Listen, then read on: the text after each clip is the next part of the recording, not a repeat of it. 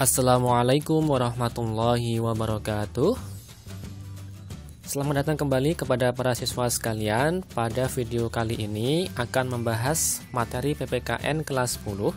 Kita akan melanjutkan pembahasan bab 7 mengenai wawasan Nusantara dalam konteks Negara Kesatuan Republik Indonesia.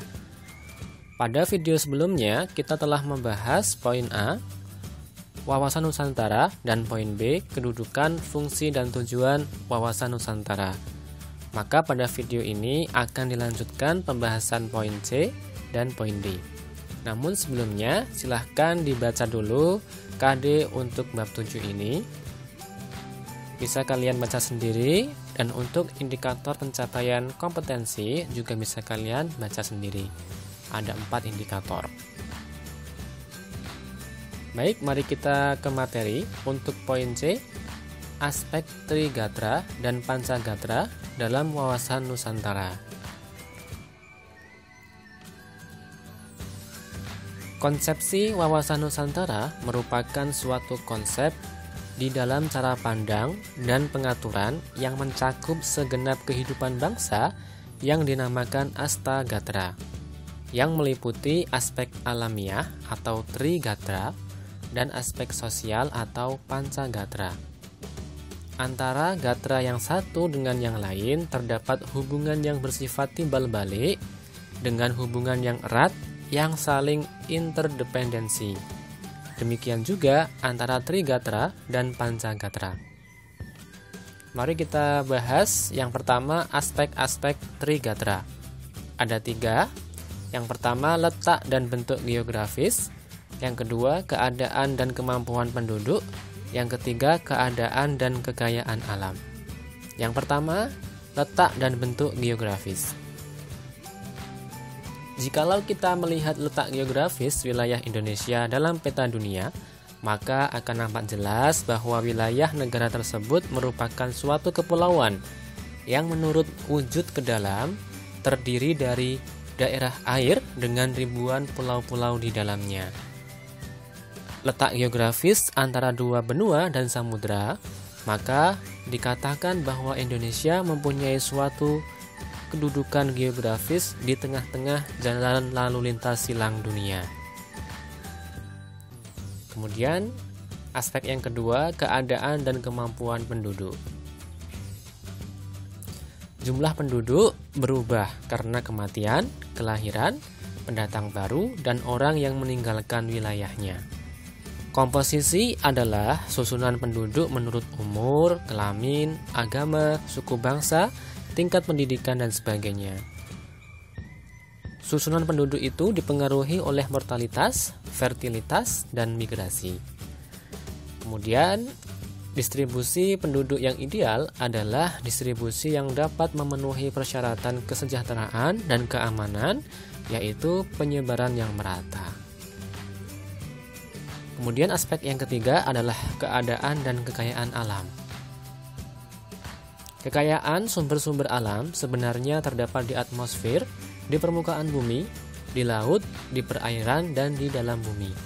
Negara Indonesia mempunyai sumber-sumber mineral yang meliputi bahan-bahan galian, biji-bijian, maupun bahan-bahan galian industri di samping sumber-sumber tenaga lain.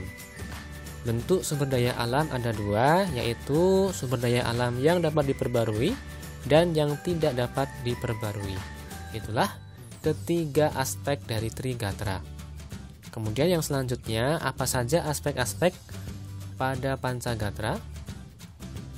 Pancagatra adalah aspek-aspek kehidupan nasional yang menyangkut kehidupan dan pergaulan hidup manusia dalam bermasyarakat dan bernegara dengan ikatan-ikatan, aturan-aturan, dan norma-norma tertentu.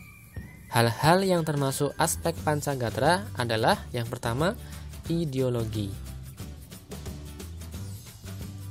Ideologi suatu negara diartikan sebagai prinsip yang dijadikan dasar suatu bangsa. Ideologi adalah pengetahuan dasar atau cita-cita. Ideologi merupakan konsep yang mendalam mengenai kehidupan yang dicita-citakan serta yang ingin diperjuangkan dalam kehidupan nyata. Kemudian yang kedua adalah politik. Politik diartikan sebagai asas, haluan, atau kebijaksanaan yang digunakan untuk mencapai tujuan dan kekuasaan. Kehidupan politik dapat dibagi ke dalam dua sektor, yaitu sektor masyarakat yang memberikan input atau masukan, dan sektor pemerintah yang berfungsi sebagai output atau keluaran. Upaya bangsa Indonesia untuk meningkatkan ketahanan di bidang politik adalah upaya mencari keseimbangan dan keserasian antara keluaran dan masukan berdasarkan Pancasila yang merupakan pencerminan dari demokrasi Pancasila. Kemudian yang ketiga adalah ekonomi. Kegiatan ekonomi adalah seluruh kegiatan pemerintah dan masyarakat dalam mengelola faktor produksi dan distribusi barang dan jasa untuk kesejahteraan rakyat. Upaya untuk menciptakan ketahanan ekonomi adalah melalui sistem ekonomi yang diarahkan untuk kemakmuran rakyat. Yang keempat, sosial budaya.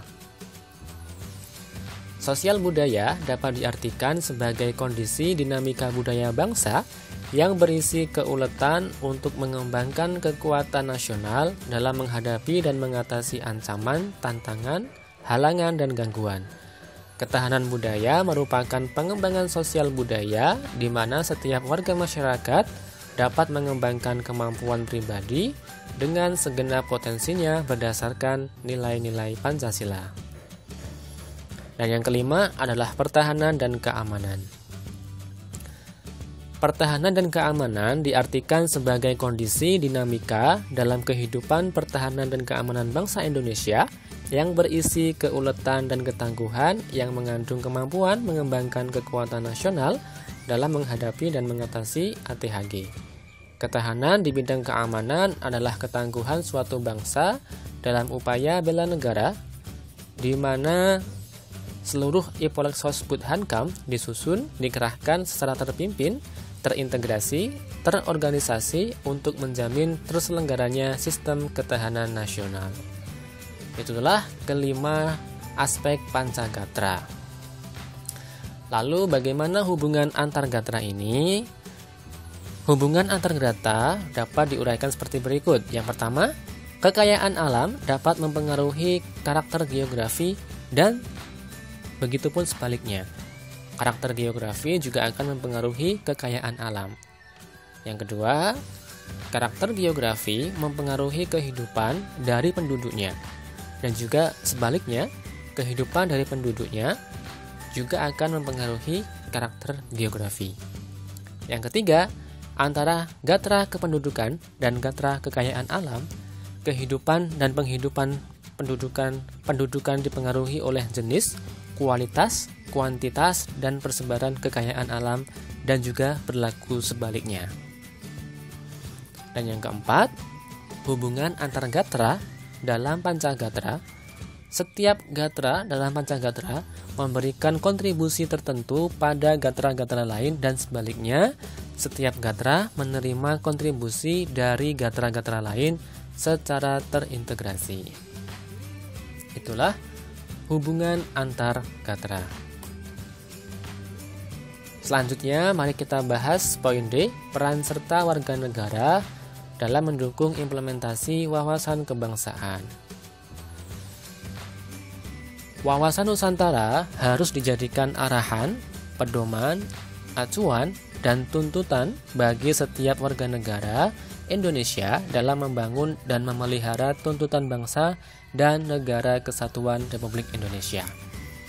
Karena itu, implementasi atau penerapan wawasan Nusantara harus tercermin pada pola pikir, pola sikap, dan pola tindak yang senantiasa mendahulukan kepentingan bangsa daripada kepentingan pribadi atau golongan.